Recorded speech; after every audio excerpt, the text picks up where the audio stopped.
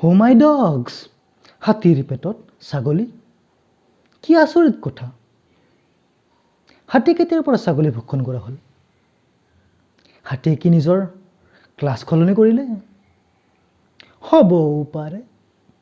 হেনো আজিৰ ডেটত সলনি হোৱাটো এক ট্ৰেণ্ড হৈ পৰিছে। কিছুমানকতো দেখা যায় জেণ্ডাৰে সলনি কৰি লৈছে। আকৌ কিছুমানে মন আজি বোলে অমুক, কাইলৈ তমুক। আকৌ কিছুমানক দেখা যায় জেনেৰেল কেটেগৰীৰ পৰা OBC-লৈ কনভাৰ্ট হৈছে। আকৌ কিছুমানে OBC-ৰ পৰা ST, SC এইবোৰলৈ সলনি হৈছে। সলনি। কিছুমান ভাল সলনি, কিছুমান বেয়া সলনি। হেনো সলনি হোৱাটো প্ৰকৃতিৰ এক নিয়ম। সেইকাৰণে হয়তো হাতীও ভাবিছে কিমান আৰু কলগছ খাম, কিমান আৰু গছ গছনিবোৰ খাই থাকিম। এইবাৰ ছাগলীৰ মাংসকে খাই চাওঁ নেকি? আপুনি ভাবিছে এইবোৰ মই কি কৈ আছো, গছত গৰু উঠা কথা? আচলতে নহয়, হাতীয়ে কোনো ধৰণৰ ছাগলী ভক্ষণ কৰা নাই। এইটো এটা জাষ্ট হেডলাইন, যিটো হয়তো এজন পত্ৰকাৰে ইউজ কৰিছিলে। কাৰণ তেওঁ দেখিছিলে এজন অগপৰ লিডাৰে মানে AGP যোৱা নিশা ছাগলীৰ মাংসৰে ভাত খাইছিলে। আৰু অগপৰ চিহ্ন হাতী। আৰু সেইকাৰণে তেওঁ লিখিলে হাতীৰ পেটত ছাগলী। ৱাও, কি টেলেণ্ট! হয়তো তেওঁৰ এই হেডিংটো চাই বহুতে হয়তো তেওঁৰ নিউজটো পঢ়িছিলে। কিন্তু যদি তেওঁ এনেকৈ লিখিলে হয় অগপৰ লিডাৰে খালে ছাগলীৰ মাংস, হয়তো সিমান এটা ভিউজ নাপালে হয়। আৰু আজিৰ টপিকটোৱে হ'ল সেইটো, কেনেকৈ আপুনি মানুহক আকৰ্ষণ কৰিব পাৰে, কেনেকৈ মানুহক আপুনি ছাছপেন্স দিব পাৰে, কেনেকৈ মানুহৰ মনত উৎসুকতা জাগ্ৰত কৰিব পাৰোঁ। আপুনি এনেকুৱা কি ইউজ কৰিব যাৰ বাবে মানুহে আপোনাৰ কণ্টেণ্টটো চাবৰ কাৰণে আগ্ৰহী হৈ পৰিব। কাৰণ বৰ্তমান সময়ত ই খুব দৰকাৰী বস্তু হৈ পৰিছে। যিকোনো ক্ষেত্ৰতে নহওক কিয়, ৰিপৰ্টিং হওক, চিৰিয়েল হওক, চিনেমা হওক বা ইউটিউব বা অইন যিকোনো, আপুনি কেনেকৈ আকৰ্ষণ কৰিব পাৰে মানুহক, কেনেকৈ ছাছপেন্স দিব পাৰে, তাৰ ওপৰত নিৰ্ভৰ কৰে আপোনাৰ কণ্টেণ্টে ভিউজ পাব নে নাপায়। ৰিপৰ্টিঙৰ দৰকাৰী বস্তুটোৱেই হ'ল হেডলাইন।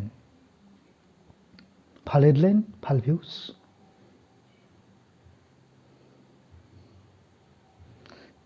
চিৰিয়েলত কি কৰা দেখা যায়?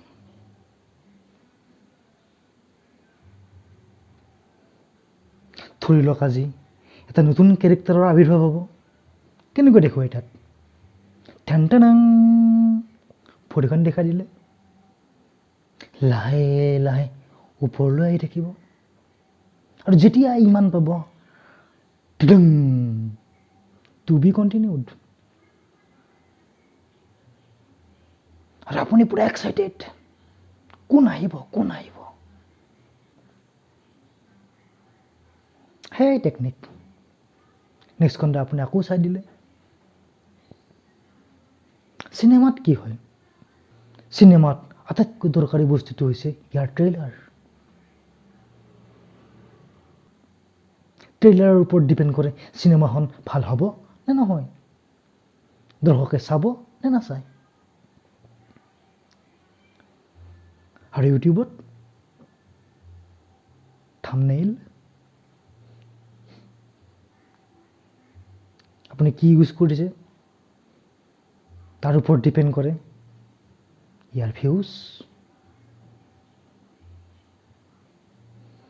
কিছুমানে ভাল থাম্বনেইল ইউজ কৰে আৰু কিছুমানে ক'বই নালাগে, জানেই আপুনি।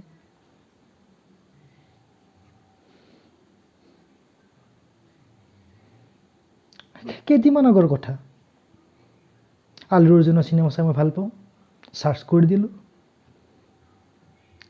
এটা ভিডিঅ' দেখুৱালে আলু অৰ্জুনৰ ফটো গোটেই ভিডিঅ' চেছ আলু অৰ্জুন নাই বম ঠগন এইটো খুব বেয়া কথা এনেকা কৰিব নাপায় ভাল ইউজ কৰক বেলেগ কিবা ইউজ কৰক কিন্তু এনেকৈ ঠগাই কিমান দিন বাৰু এইবিলাক কথা মই ক'ব পৰা হোৱা নাই কাৰণ মই নিজেই ইউটিউবৰ দুনিয়াত নতুন তথাপিও দেখা পাই থাকোঁ এইবিলাক সেইকাৰণে কোৱা গ'ল কাৰণ ইউটিউব দুনিয়াত নতুন হ'লেও অলপতো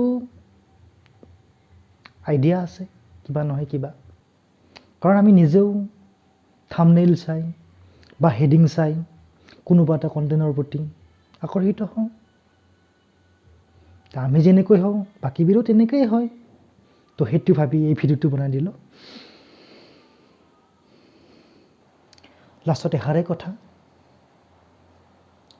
বিজনেছ হওক বা ৰিপৰ্টিং হওক বা চিনেমা চিৰিয়েল যিয়ে নহওক